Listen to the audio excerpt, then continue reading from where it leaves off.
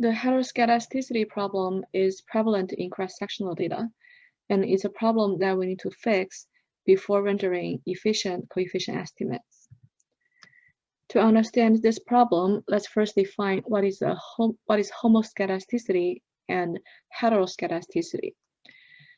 The arrow terms U are homoskedastic if the variance of U given X is a constant. On the other hand, if the variance of U given X is not a constant, then we say the arrow term U are heteroskedastic. In the wage example, if we plot the hourly wage or the Y variable against the years of schooling or the X variable, we see that the variance Y increases as the level of X increases. This plot conforms with our understanding of the world. It shows that as people receive more and more education, the variance of how much they earn also increases. And by fitting a linear line on this scatter plot, we learn that as the years of schooling increases, the estimated value for hourly wage also increases. But the increase in the variance of the hourly wage is not captured by this best fitting line. If we plot the residuals of that example with the X variable, we see that the distribution of the residuals is not random. There is a clear pattern that shows as the years of schooling increases, the variance of the residuals also increases. This scatter plot between the residuals and the X variable shows that there is heteroskedasticity problem in the dataset. Therefore, we learned that we can use the scatter plot to help diagnose the heteroskedasticity problem. However, the scatter plot is not always reliable to help detect the heteroskedasticity problem. In the wage example, for instance, if we plot the gender dummy variable with the regression residual, it won't be very clear whether the distribution of the residuals between male and female is random. Similarly, in this scatter plot for the California schools example, the variance of test scores given as TR looks more or less equal. If we transform the previous scatter plot to the residual plot versus the X variable, the distribution of the residuals still looks more or less random. However, as you will see later in this course, that there is heteroskedasticity problem for this example. In other words, the variance of U given X is not a constant, and this scatter plot by itself cannot help diagnose this problem.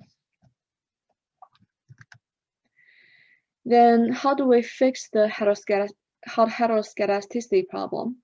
The answer is to use the CSE function. CSE stands for correct standard error. By using this CSE function, we transform the heteroskedastic errors into what's called heteroskedastic correct standard errors. ROB here stands for robust, meaning the standard error of the residuals given by this equation here is going to be heteroskedastic robust. Effectively, what CSE function estimates is to compute the heteroskedastic robust variance covariance matrix, where the diagonal elements are all the heteroskedastic robust variance terms. And by taking the square root of all the diagonal elements, give us the standard error based on the variance. And hence you get the heteroskedasticity robust standard errors for the residuals.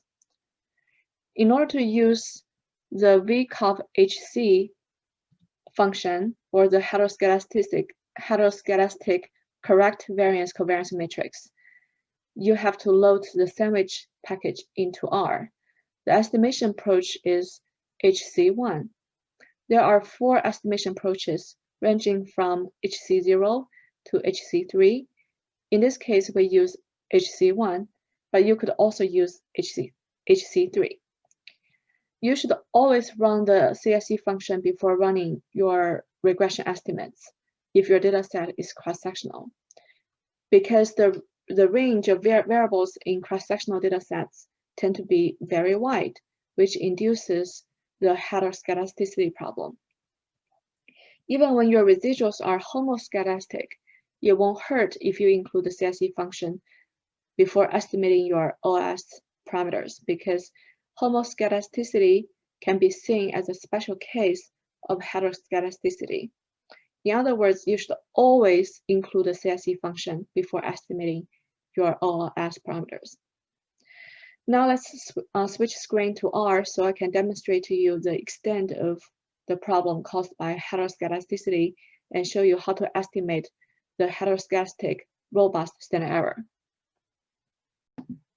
This R script shows how to use the CSE function to correct the heteroskedasticity problem in the data. You can download this R code from Camino. At the beginning, we need to load these 4 packages into R in order to run the following code. In the which example, I started by fitting a linear line on a scatter plot between hourly wage and education. Then I computed the residuals from this regression and assigned residuals to this dataset, which one. Subsequently, I used ggplot to plot a scatter plot between x and y variables and x and residuals to see if there's any heteroskedasticity problem in the data. And once we confirm that there is heteroskedasticity problem in the data, I ran the CSE function to tell R how to create the heteroskedastic robust SEs by specifying that I want to use the HC1 estimation method. The vconf HC function is embedded in the sandwich package. That's why you need to load the sandwich package before running this line of code. Next, I use the stargazer function to show the regression output of this one variable regression before and after applying the CSE correction. You see that I specify in the stargazer function which SE I want to use. For the first column, I didn't specify any particular SE by setting the SE to null. And this way, R will estimate SE by default. The second column, I nest the OLS fit inside a CSE function in order to create the heteroskedastic robust SEs.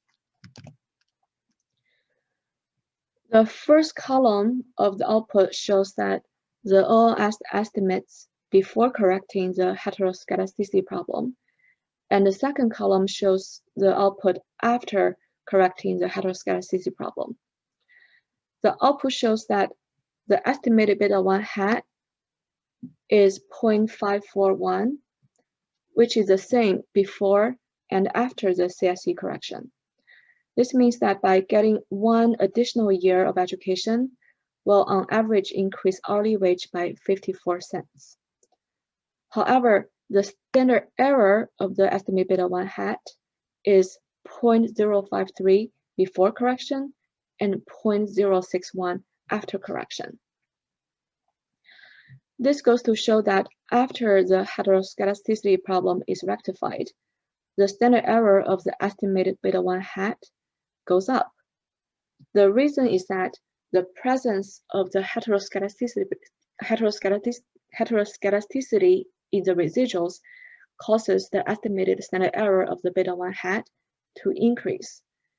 The original OLS procedure fails to detect the heteroskedasticity problem, and hence it will still estimate the SE using the original formula, which causes the estimated SE to appear artificially lower than its true value.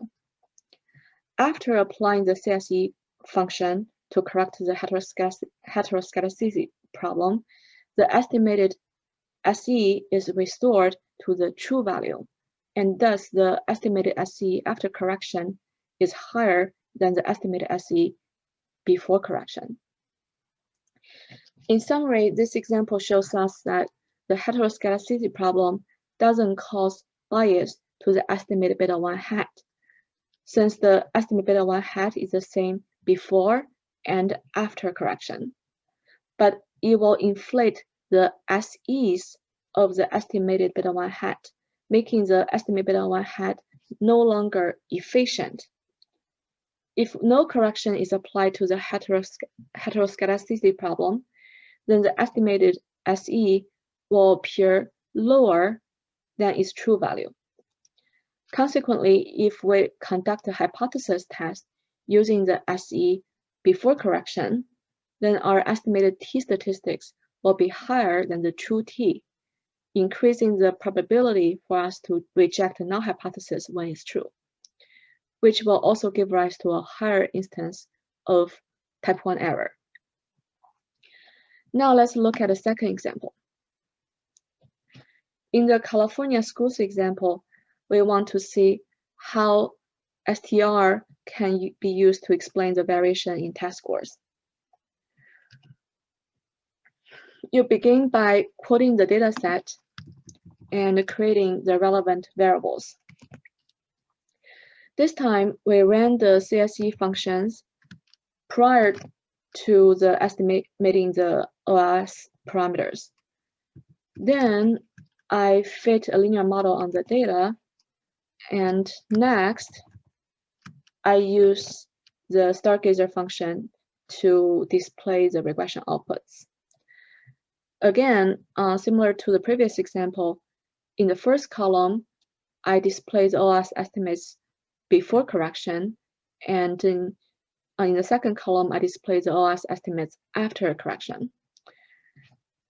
The output shows that the estimated beta 1 hat is negative 2.28, implying that by increasing the STR variable by one more student per teacher, we will on average decrease the test scores by 2.28 points. The SE for the estimated beta 1 hat is 0.48 before correction and 0.519 after correction. Again, this happens because the OLS procedure fails to detect the heteroskedasticity problem in the data, and hence they will underestimate the SE of the beta 1 hat. After correcting this issue, using the CSE function, the standard error of beta 1 hat is restored to its true level. And that's why you see the SE after correction goes up.